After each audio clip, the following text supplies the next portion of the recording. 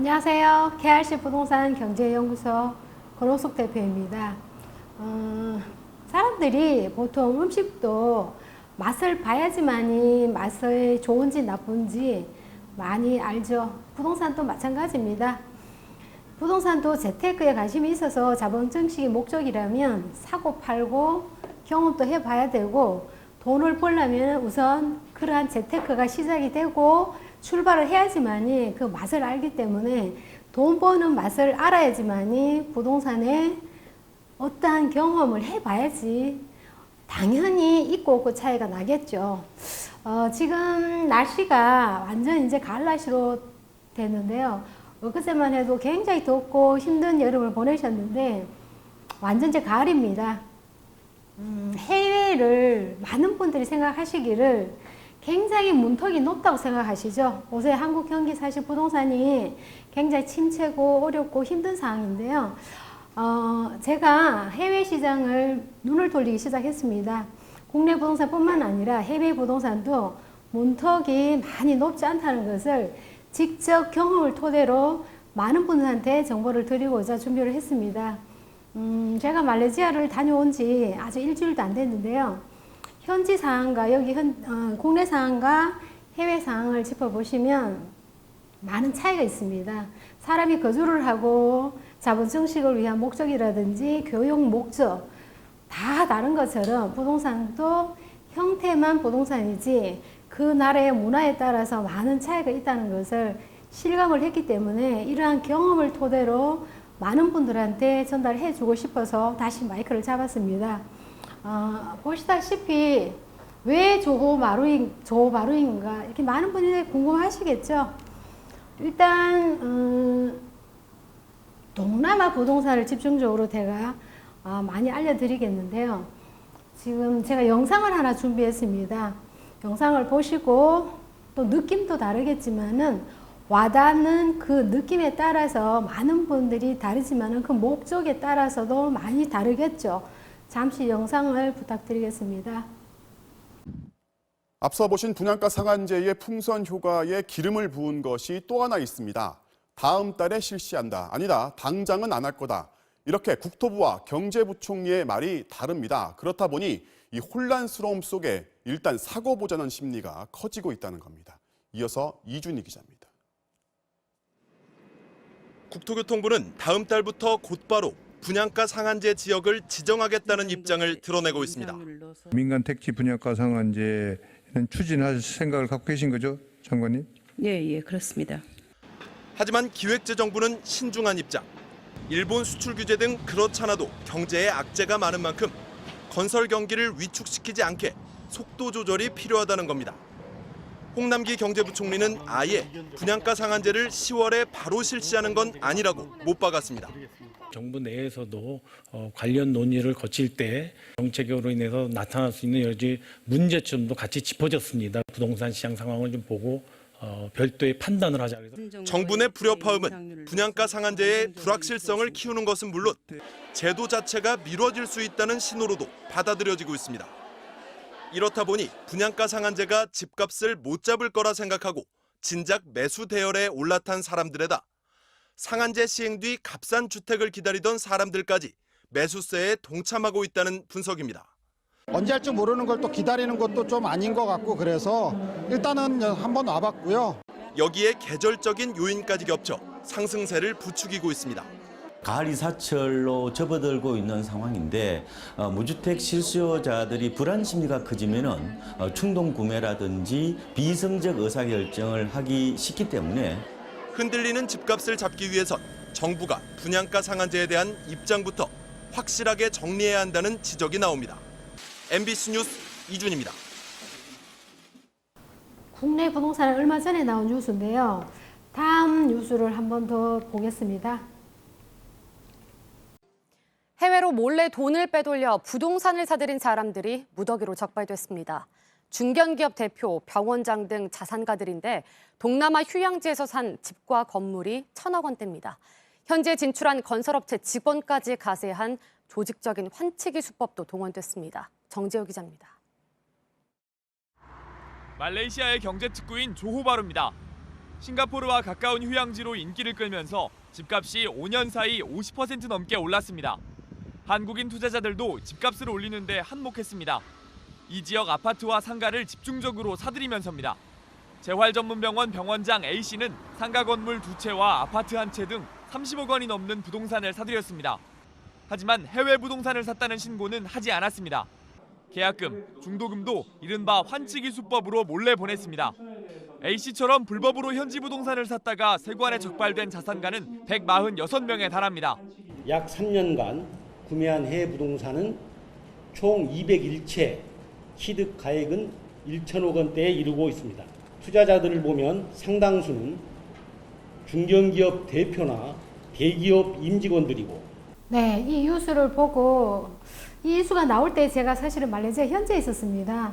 그 반응을 보면 지금 이 뉴스를 보고 많은 분들이 또 말레이시아가 어떤 나라인지 또 알게 된 계기가 되었고요. 부동산이 정말 핫한 해외 부동산까지 한국 사람들이 많은 관심을 갖고 있구나를 또 느꼈는데 많은 분들이 부정적인 견해와 긍정적인 견해 물론 다 다르겠죠. 하지만 해외에 있는 부동산 시장이 우리나라뿐만 아니라 세계적으로도 굉장히 핫한 시장이 말레이시아가 하나의 부동산을 자리를 잡고 있다는 것인데요. 제가 이번 시간에는 동남아 중에서도 말레이시아에 대해서 왜 사람들이 선호를 하고 왜 살기 좋은 나라 8년째 1위를 하고 있는지 대해서 구석구석 자세하게 한번 살펴보도록 하겠습니다. 우선 사진을 보시면 수도입니다. 말레이시아 수도 KL인데요. 사진을 보신 바와 같이 보통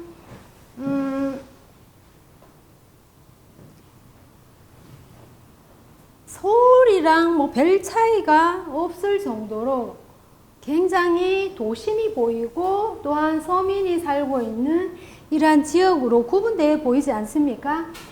여기는 서울도 마찬가지죠. 뭐 강남이라고 다 잘 살아 보이고 그런다고 서민이 사는 동네가 따로 있는 것이 아니고 수도라도 이렇게 개발이 되는 지역과 또한 개발이 조금 미비한 지역 이렇게 구분되어 있다는 거고요.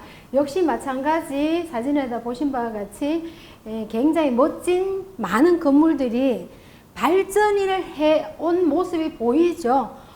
여기는 여기가 수도라면 이 사진은 우리나라 인천 송도 정도 개념으로 보시면 되는데요. 송도도 우리나라 경제 특구로 활성시키는 지역으로서 굉장히 많이 나라에서 정부에서 지지하는 이러한 지역이죠. 마찬가지 말레이시아도 사진에도 보신 바와 같이 이렇게 구분이 딱 보이는 것처럼 확실하게 선진국 대열에 점점 가까이 진입하고 있다 이렇게 말씀을 드릴 수가 있겠고요. 전체적인 말레이시아 면적과 인구에 대해서 먼저 알아보고 넘어가도록 하겠습니다. 면적의 규모를 보시게 되면 말레이시아는 한국과 비교했을 때에 동서 말레이시아를 합친 면적이 남한의 3배, 즉 남한의 3배 정도 규모고요. 인구를 보시면 2008년부터 18년까지 지속적으로 꾸준하게 인구가 증가를 하고 있는데요. 순수 말레이시아 인구만 보면 3천만이 넘는 이런 인구가 있지만은 다국민이 살고 있습니다. 이 외에 외국에서 거주를 하시는 분은 제외를 했기 때문에 한국과 비교를 하게 되면 훨씬 많은 인구라고 보시면 되겠고요. 경제 성장률을 보시게 되면 굉장히 중요한데 많은 분들이 말레이시아 그러면 저도 개인적으로 그런 질문을 많이 받았는데요. 후진국이고 못 사는 나라 이런 이미지가 굉장히 강하게 남아 있었습니다. 하지만 저는 직접 경험으로 다녀왔고 눈으로 직접 봤기 때문에 이 경제 성장률이 얼마나 빠른 속도로 변하는지 지표에도 나와 있다시피 경제 성장률이 빨리 성장을 하고 있다는 것이 보이는데요. 2010년부터 2019년도 지금 현재까지 그래프를 보시면 많은 분들이 이해를 잘 못하겠지만은 5%에서 거의 기복 없이 성장을 하고 있는 이러한 추세인데요. 말레이시아 전체를 보면 한 5% 성장률을 갖고 있지만은 조바르 전체를 보시면 7%에서 8% 정도 경제 성장을 하고 있다 이렇게 보시면 되겠습니다. 그리고 말레이시아에서 살기 좋은 나라로 손꼽힌 이유 중에 여러 가지가 있습니다. 여러 가지 중에서도 제가 다 말하기는 사실 어렵지만은 경험을 토대로 실질적으로 많은 국민들이 인정하는 것 중에서 추려봤는데요. 특히 말레이시아는 지리적인 장점이 굉장히 큰 지역이죠. 그 지역 자체에서 보시면 말레이시아 같은 경우에는 자국민이 많이 거주를 하고 사시는데 특히 태국이라든지 베트남, 중국, 호주 이런 각국에서 많은 분들이 살고 또한 사는 이유 중에 하나는 지역적으로 지리적으로 굉장히 여행을 하기 쉬운 나라 또는 무역이라든지 물류 이런 것들이 중심지 역할을 하는 나라이기 때문에 굉장히 편리한 이러한 지리적인 장점이 있고요. 특히 한국과는 대략 한 6시간 정도 소요가 되는데요. 시차로 보면 1시간 정도밖에 차이가 안 나기 때문에 사실은 내 나라를 떠나서 다른 나라에서 생활한다는 자체가 그리움이 굉장히 많고 그럴 때 너무 많은 시간이라든지 시차가 벌어지면 굉장히 어려움을 겪는데 그런 것들이 해소가 많이 되는 이러한 지리적인 장점이 갖고 있고요. 환경을 보시면 말레이시아는 후진국인데 우리나라가 훨씬 좋지 이런 말 굉장히 많이들 하시는데 실질적으로 우리나라 같은 경우에는 봄, 가을 날씨가 제일 좋지만은 갈수록 짧아지고 또한 공기 자체도 미세먼지가 굉장히 많아서 건강을 생각하시고 노후를 해외에서 준비하시는 분들이 점점 많이 늘어가는 추세인데요. 그 이유를 보시게 되면 평균 기온이 보통 한 23도에서 32, 3도 정도 늘 같은 기온을 유지를 하고 또한 뭐 아시다시피 공기라든지 이런 것들은 굉장히 쾌적한 생활 환경을 받쳐줄 뿐만 아니라 제일 중요한 것도 있죠. 자연재해라든지 태풍, 쓰나미 이런 것들이 한 번도 없었기 때문에 그러한 자연의 재해가 전혀 없는 나라로서 손꼽히는 환경을 또 주목할 만하고요. 그 다음에는 제가 앞서서도 계속 말씀을 드린 것처럼 다문화의 나라입니다. 그렇기 때문에 인종차별은 전혀 없고요. 거기에 따라서 언어도 영어만 할 줄 알면 많은 사람과 대화를 할 수 있다는 점. 특히나 여행을 가거나 다른 나라를 갈 때는 이 언어 문제가 굉장히 큰 문제인데요. 누구나 쉽게 접할 수 있는 영어만 되면 다 대화가 된다는 거. 어느 나라든 친구 삼아 정말 편하게 주변의 사람들을 교제라 사귈 수 있다는 것이 장점이고요. 특히 또 여러 나라 속에서 사람들이 많이 살다 보니까 음식 문화가 굉장히 중요하죠. 저도 개인적으로 한국을 떠나서 한 이틀만 되면 한국 음식이 굉장히 많이 그리운데요. 손쉽게 한국 식당을 찾을 수 있고 또 찾았는데 맛이 없으면 실망도 하지만 정말 맛집이 많더라고요. 그래서 전혀 한국이 그립지 않는 이러한 다문화 시스템으로서 굉장히 편리하게 살아가는 데는 전혀 지장이 없다는 거. 그 다음에는 교육과 의료와 또한 저렴한 물가인데요. 어느 나라든지 간에 교육에 대한 열정이 없는 나라는 전혀 없고 특히 부모라면 교육에 관심 없는 부모 전혀 없겠죠. 특히 교육은 말레이시아에서는 국제학교뿐만 아니라 물론 현지에 있는 사람들은 현지 학교를 다니겠지만은 우리나라에서 외국을 간다는 자체는 목적이 있겠죠. 자본 증식의 목적도 있을 거고 교육의 목적도 있을 거고 노후에 은퇴를 해서 내가 남은 삶을 설계하는 이러한 계획이 있겠죠. 그런 목적에 따라서 특히 교육을 목적을 두시는 이제 젊은 엄마들이나 아빠들은 미리 이러한 학교라든지 다 준비를 해야 되겠죠. 그 중에서도 국제학교는 조호바루 중에서도 세계적으로 알려져 있는 이러한 학교들이 있습니다. 말보르라든지 레폴스라든지 샤터 이러한 국제학교 명문 학교가 자리를 잡고 있고 내 그 주변 주거 지역에서 멀지 않기 때문에 교육 문제 쉽게 정리가 할 수 있겠고요. 특히 의료는 많은 사람들이 뭐 후진국이고 못 사는 나라로 인식이 굉장히 많이 되어 있는 거를 제가 한국을 오면 느껴요. 하지만 말레이시아 갈 때는 전혀 그런 걸 못 느낍니다. 그래서 제가 개인적으로 너무나 안타까운 거는 정말 많은 사람들이 이게 여행을 떠나서 어느 나라를 이렇게 한 번씩 돌아다녀 보면 그런 거를 느낄 수 있었으면 좋겠어요. 개인적으로 그래서 말레이시아는 저는 여러 나라를 다녀봤지만은 아직까지 병원을 찾아가고 경험을 해본 일은 없지만은 통계라든지 자료라든지 실제 현재 거주민이라든지 현지인들한테 들어보고 보고 경험해서 말씀을 드리면 이러한 시스템은 특히 의료 같은 경우에는 말레이시아 현지 병원의 의료 구실이 뛰어난 게 아니라 인근 지역이죠. 싱가포르라든지 해외에 있는 유명한 병원들이 많이 들어오고 있습니다. 그렇기 때문에 의료진들도 함께 들어오겠죠. 그래서 세계적으로 정말 상위 클래스에 위치하고 있는 좋은 수준을 갖고 있는 의료시설까지 갖고 있다, 이렇게 말씀을 드릴 수 있겠고요. 제일 중요한 거 물가겠죠. 어느 나라들 가든지 간에 가정이 있고 생활을 하게 되면 물가 비싼 나라 좋지 않죠. 사실은 물가가 싸면서 내가 살 수 있는 나라에서는 어디나 편하게 정말 좋은 나라에 살고 싶겠죠. 근데 말레이시아의 정말 제일 큰 장점이고 메리트라고 꼽을 수 있다면 저는 물가라고 말씀을 드릴 수 있겠습니다. 특히 물가는 제일 먼저 뭐 기름값, 유가죠. 거기에 교통비라든지 또 학비라든지 또 주거, 집값이겠죠. 이런 것들을 봤을 때에 말레이시아는 유가가 1리터당 한 600억 원 정도 하는데요.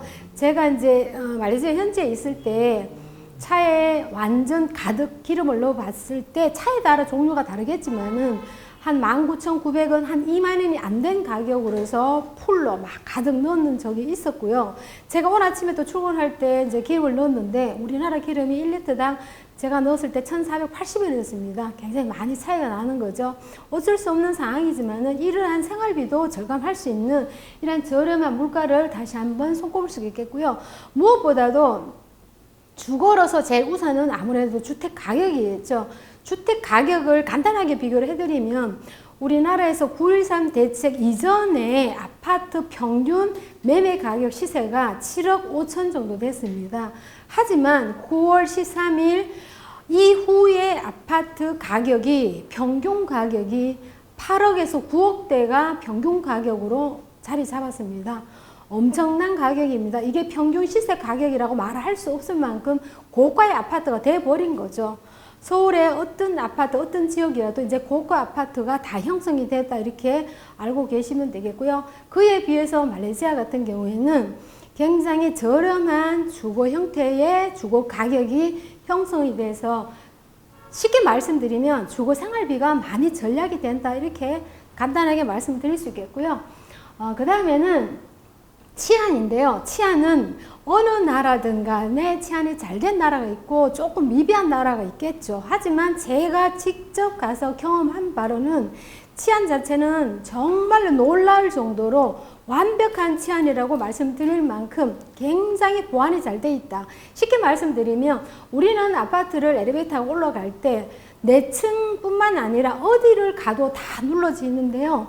말레이시아 같은 경우에는 보안이 어느 정도라 그러면 내 아파트가 예를 들어 10층이다. 10층 내 아파트 호수만이 카드라든지 지문이 인식되기 때문에 외부에서 누구도 들어올 수가 없는 처음부터 치안이 정확하게 너무나 잘 되어 있다는 거고요. 그리고 한국이나 일본이나 싱가포르 이런 것들, 이런 나라죠. 굉장히 보안이 잘 되어 있습니다. 하지만 그렇지 않는 나라도 있기 때문에 해외에 혹시나 혼자 거주하게 되거나 이민을 가거나 했을 때는 그 나라의 치안 굉장히 중요하다, 이렇게 말씀을 다시 한번 드릴 수 있겠고요. 행복지수, 정말 쉽게 말씀드리면 행복이라는 거는 사람에 따라서 어디서 행복을 느끼고 어느 만큼의 행복 지수를 가지고 얘기하는지는 정말 잘 모르겠지만 그 기준은 다 다릅니다.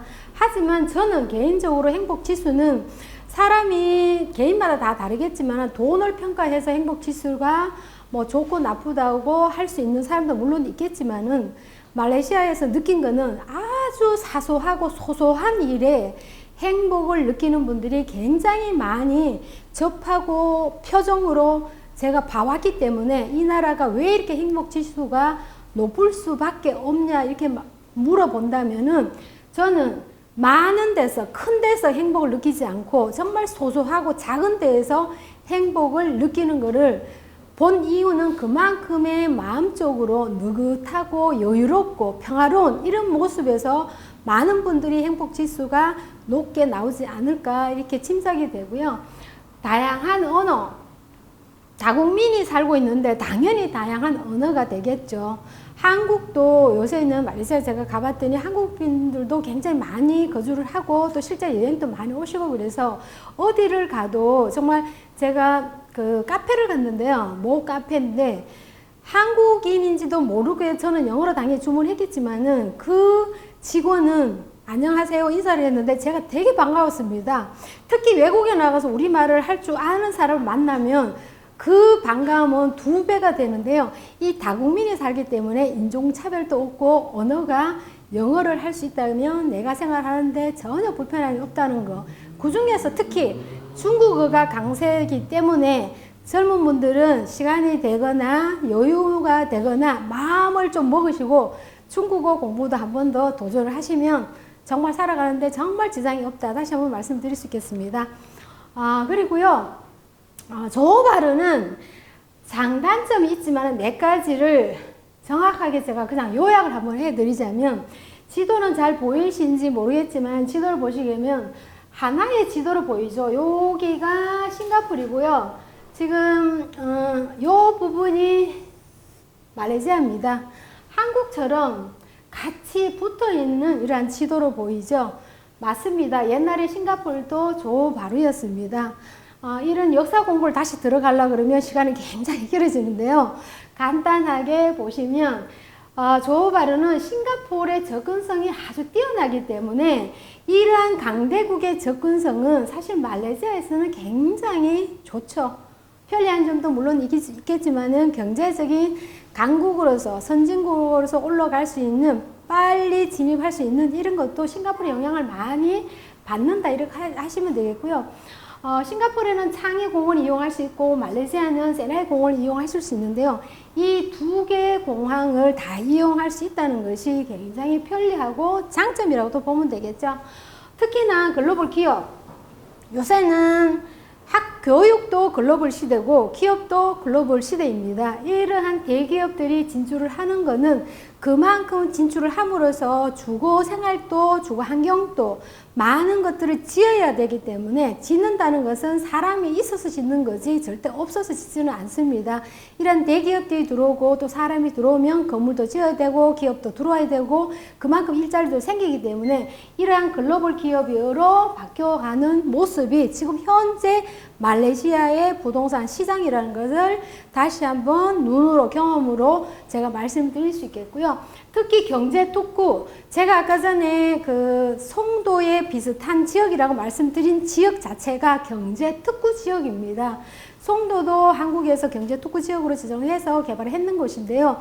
여기도 마찬가지로 경제 특구 지역이 일부 지역이 있습니다.